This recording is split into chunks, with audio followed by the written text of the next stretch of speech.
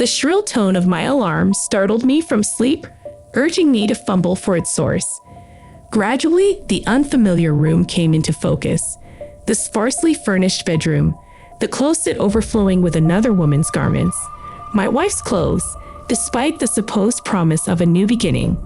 This lavish penthouse still felt alien. Last night's supposed joyous occasion, my wedding to Everett, now seemed surreal in the morning light. Blinking the sleep away, I reached out across the vast expanse of the bed, finding only cold sheets where my groom should have lain.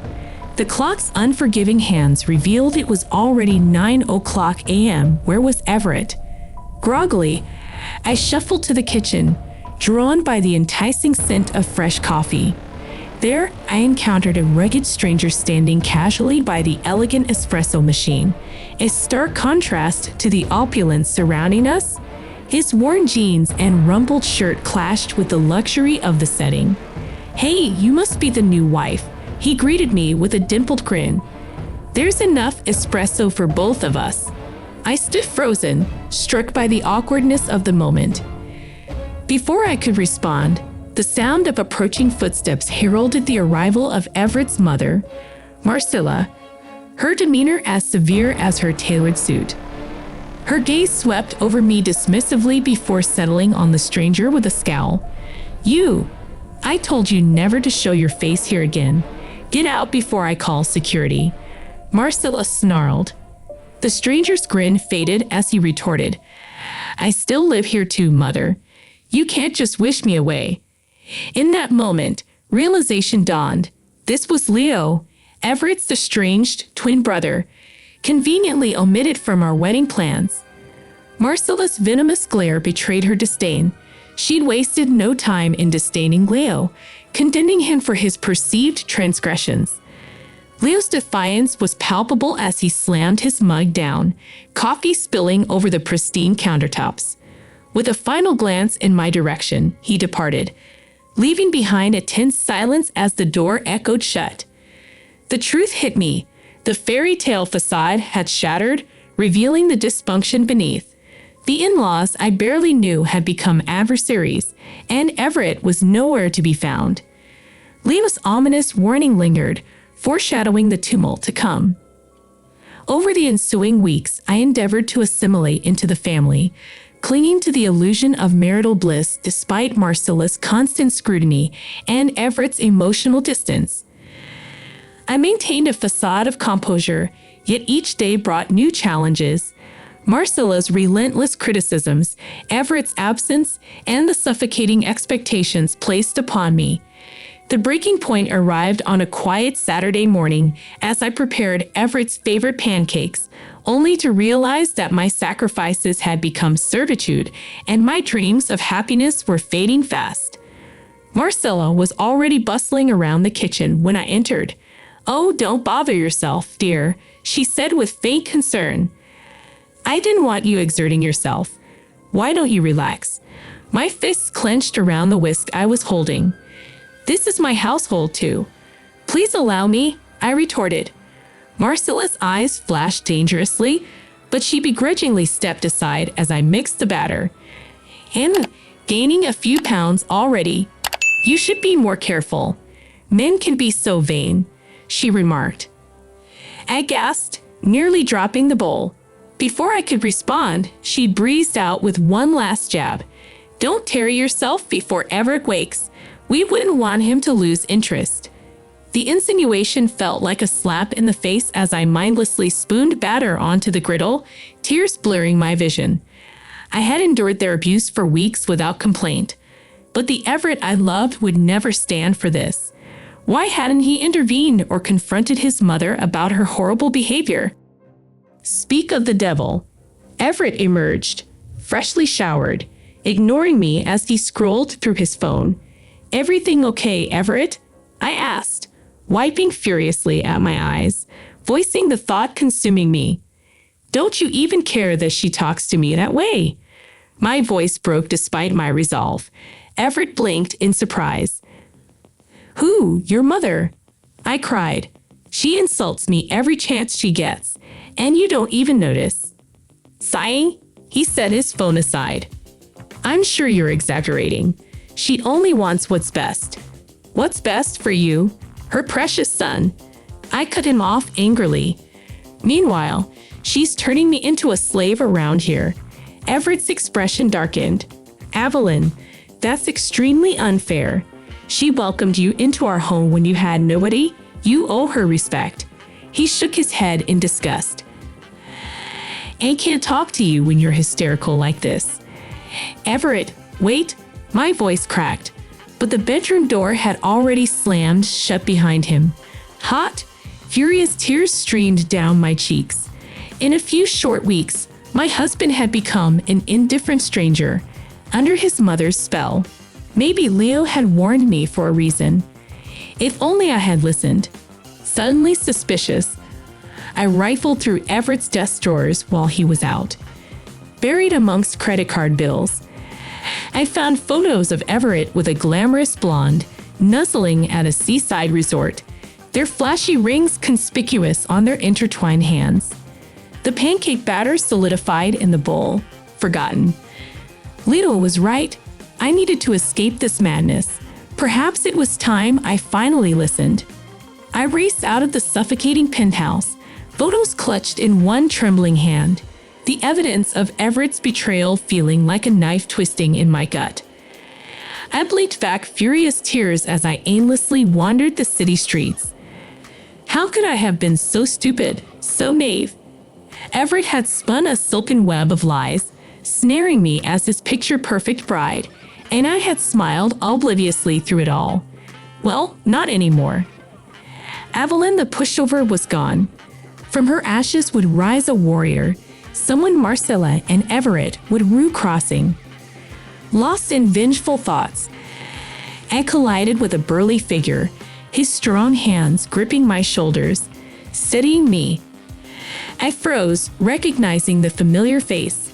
We have to stop meeting like this, Leo said lightly, though his green eyes betrayed concern. What are you doing out here alone?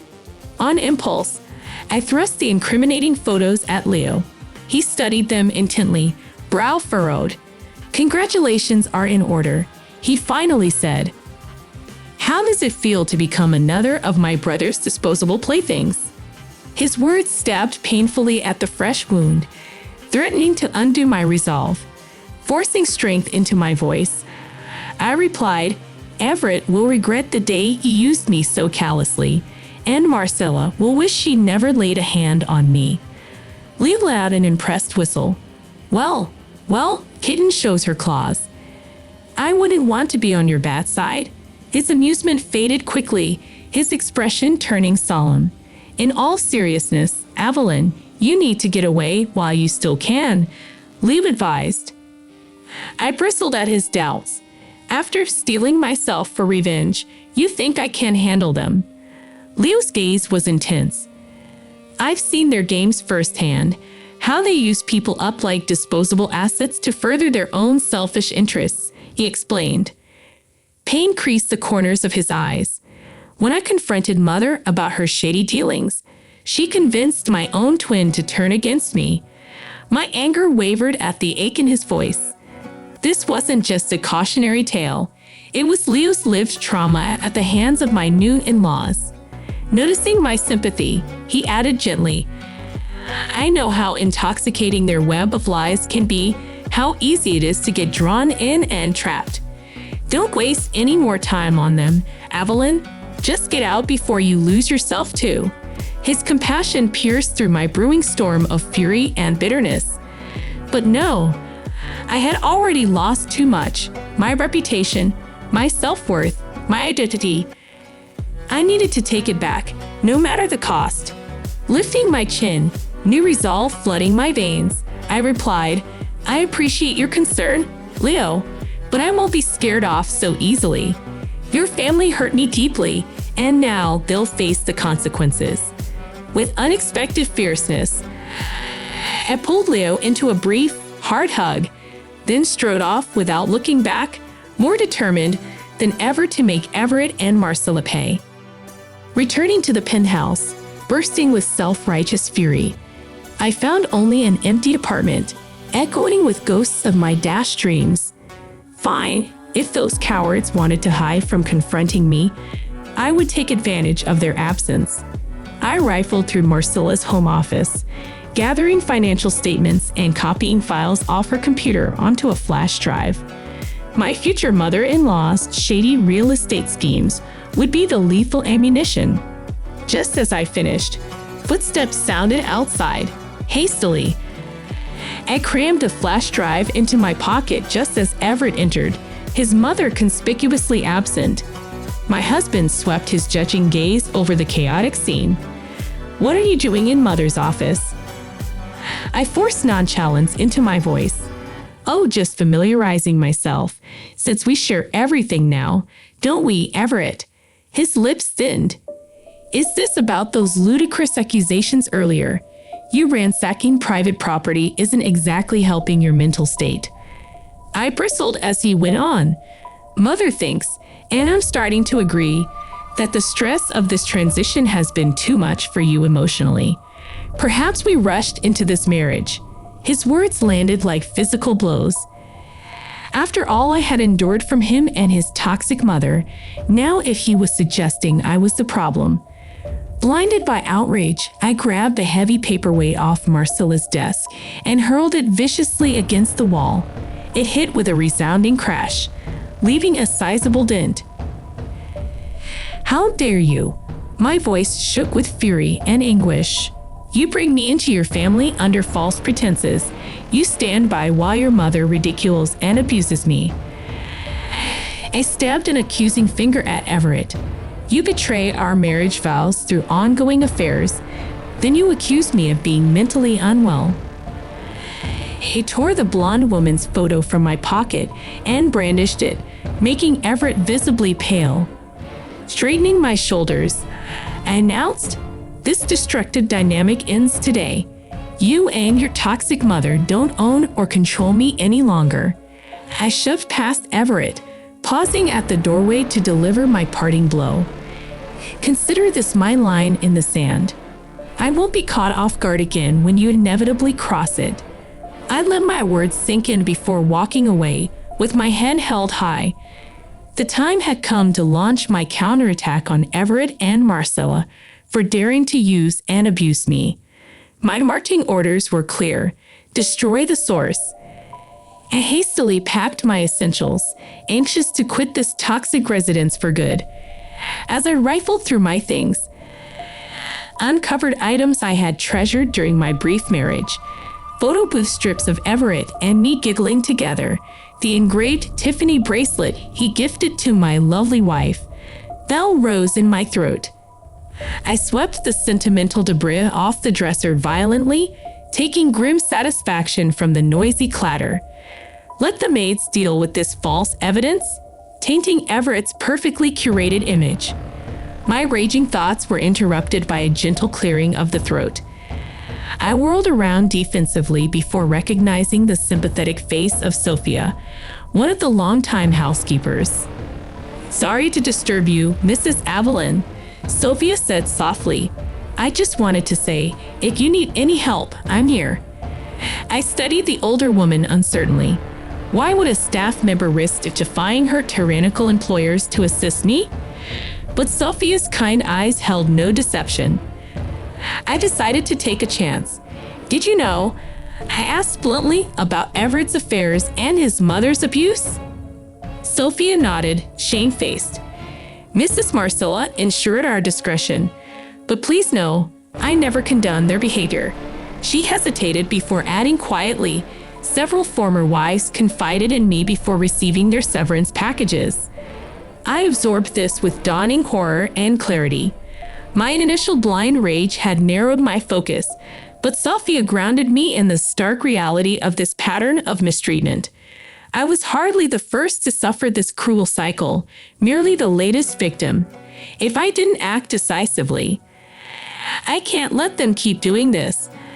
I told Sophia urgently, "But I'll need proof to expose them: letters, photos, documentation." I held her earnest gaze. "You've seen things, Sophia. With your help, we could end this toxic cycle for good." Sophia studied me for a long moment before giving a firm nod. "Gather your evidence and do what must be done," she declared boldly. I should have spoken up long ago. Now we make this right. We quickly formulated a plan. With the family conveniently out of town, Sophia would secretly retrieve incriminating items from their offices while I moved out unnoticed. She would bring the evidence to Leo, who could help bring legal repercussions against his abusive family members. At last, I felt fully in control again, for the first time since entering the Williamson family's web of deceit. No more the powerless, pitiable victim. Now, commandeered my own rescue. The revelation of Everett and Marcela's transgressions would be my hard-won vengeance. A dish best served cold, safely moved into Leo's modest apartment, and eagerly sorted through the mounting evidence Cecilia had smuggled out of the lavish penthouse that was once my prison. "Look at this," I told Leo excitedly, stacking meticulously labeled folders on his scared kitchen table. Bank statements confirming the money Marcela embezzled from family trusts, deleted emails proving Everett's affairs with that tacky blonde. I grabbed Leo's arm, meeting his uncertain gaze fiercely. "It's all here, enough to dismantle their web of lies and bring them to justice." Leo gently extracted himself from my impassioned grip. "This is really impressive, Avalon," he said carefully. "But are you sure this is just about justice for you?" My enthusiasm faltered slightly as I registered the searching quality of Leo's stare. "Exposing crimes was your original intention," he continued, "but it kind of seems now like you just want to completely destroy them." His tone held no judgment, just open concern. I bit my lip, considering his words. Was I letting bitterness consume me, blinding me from what I truly sought? Did I want the catharsis of watching Marcela and Everett suffer, or did I actually want to be finally free of them? I let that sink in. With satisfaction, we had them cornered at last. These loathsome snakes. I had once thought family. Justice would soon be served. I spared one last contemptuous glance for Everett and Marcela's shell-shocked faces before striding out gracefully, head held high. The dragon had been triumphantly slain. Time for this warrior to ride into the sunset along her new path. I rolled over with a blissful sigh, warm sunshine bathing my face. Instead of the cavernous penthouse that had been my prison, I awoke in Leo's cozy second bedroom. No toxic people or memories lingering here to torment me, only my newfound freedom. The feeling amplified when Leo appeared, bearing 2 mugs of fragrant coffee, accepting mine with a grateful smile. I declared impulsively, "Let's go to the beach today." Leo nearly choked mid-sip in surprise before chuckling. "Well, someone is clearly enjoying their liberation. What prompted this?" I stretched lazily, higher spirits than I'd felt in ages infusing me. The thought just occurred to me that I can actually do whatever I want now, without asking permission. It was true. The permanent clouds of fear and uncertainty had finally lifted. I had broken decisively from Everett and Marcela, now awaiting sentencing thanks to the overwhelming evidence Leo and I provided. My lawyers were ruthlessly pursuing both the divorce and criminal restitution I deserved. Meanwhile, Sophia and other staff had surfaced with their own grievances. Yesterday, I received a call that the family company would be permanently dissolving under the weight of lawsuits and criminal probes. No sympathetic connections or crisis PR could save the disgraced mother and son now. Karma comes for us all eventually. Lee remarked, "Seeing Everett's life unraveled this way is harder than I expected. He's still my twin, you know." I covered his hand gently, acknowledging the pain and history only Leo fully understood. "You have such a big heart behind that gruff exterior, Lito," I said softly. He grunted ambiguously. "Yeah, well, I guess we both turned out as the black sheep." Rising from ashes, a slow, genuine smile warmed his rugged features. "At least neither of us is alone anymore." I agreed contentedly. Together, we had faced pain and adversity, emerging indelibly bonded and renewed. I had arrived broken and bent, but now confidence and conviction ran through my veins. Had reclaimed myself, then helped Leo do the same for himself. There was power and beauty in our shared resilience. Later that sunny afternoon, we strolled down the beach, salty breeze kissing our smiling faces with a promise of brighter days ahead. My battle was over, justice served. The only path now was purposefully forward, side by side. Leo and I left 2 trails of footprints in the wet sand, evidence that we had been here and refused to be erased. Proof that even the next waves couldn't completely wipe our slate clean. We would carry both damage and redemption forever, but at least we weren't traveling alone anymore, and that made even scars look beautiful in their own way. We strolled along the beach, the waves crashing gently against the shore, a soothing rhythm that mirrored the newfound peace in our hearts. For the first time in months, I felt a sense of liberation, a feeling that the weight of the past was finally lifting. Leo's presence beside me was a comforting reminder that I wasn't alone in this journey. As the sun began to set, casting a golden glow over the horizon, Leo and I found a quiet spot to sit and watch the sunset. The sky was painted in hues of orange and pink, a breathtaking display that seemed to signify the end of one chapter and the beginning of another. I never thought I'd find peace after everything that happened, I admitted, my voice barely louder than a whisper. Leo turned to me, his green eyes reflecting the fading light. Neither did I, he said softly. But here we are. We sat in companionable silence, the tranquility of the moment enveloping us. I felt a surge of gratitude for this second chance, for the strength I had found within myself, and for the unexpected ally who had become so much more. The next few weeks were a blur of activity. With Leo's help and the evidence Sophia had risked so much to obtain, we brought Marcela and Everett to justice. The court proceedings were grueling, but the outcome was worth it. Marcela faced charges of embezzlement and fraud, while Everett's infidelities and deceit were laid bare for all to see. The family's once sterling reputation was irreparably tarnished, and the company they had built on lies and manipulation crumbled under the weight of their sins. Throughout it all, Leo stood by my side, a steadfast source of support and encouragement. We grew closer, our shared experiences forging an unbreakable bond. The trust and understanding that blossomed between us were unlike anything I had ever known.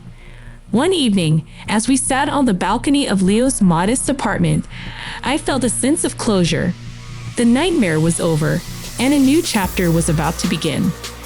Leo turned to me, his expression serious but tender.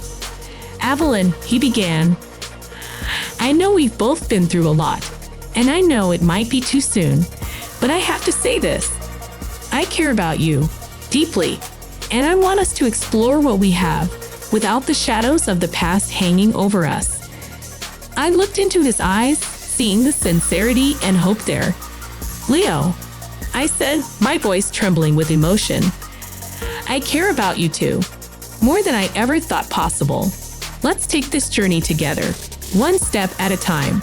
He smiled, a genuine, heartfelt smile that made my heart swell with happiness. "One step at a time," he agreed. As the months passed, Leo and I built a life together, one filled with love, laughter, and mutual respect. We supported each other through the healing process, finding joy in the simple moments and strength in our shared resilience. Our relationship wasn't without its challenges, but we faced them head on, always committed to each other and to the future we were creating. One day, while walking along the same beach where we had first talked about our newfound freedom, Leo stopped and turned to me. The sun was setting, casting a warm glow over everything. He took my hands in his gaze unwavering. "Avalon," he said, his voice filled with emotion, "I can't imagine my life without you. You are my rock, my confidant, and my love." Will you marry me? Tears filled my eyes as I looked at the man who had become my everything. Yes, Leo, I whispered. Yes, I will marry you. We embraced, our hearts full of hope and love. The waves continued their eternal dance, a reminder that life goes on, and so does love. Together, Leo and I would face whatever the future held, knowing that we had found something truly special, each other. As we walked back, hand in hand, I knew that this was just the beginning. The journey ahead was unknown, but with Leo by my side, I was ready to embrace it, scars and all. And in that moment, I realized that the most beautiful parts of our story were yet to be written. The moral of the story is that resilience, courage, and the support of true allies can help one overcome even the most challenging and toxic situations. It emphasizes the importance of self-worth and standing up against abuse and deceit, as well as the transformative power of love and genuine connection. Ultimately, it shows that while the journey may be difficult, the pursuit of justice, personal freedom, and true happiness is always worth it. Thank you for joining us on this emotional journey of resilience, love, and justice. If you enjoyed this story, don't forget to like, comment, and subscribe for more captivating tales. Share your thoughts and let us know what you would have done in Avalon's shoes. Remember, no matter how tough the situation, there's always a way to reclaim your strength and find your path to happiness. Stay tuned for more stories that inspire and empower. Until next time, keep believing in your inner warrior.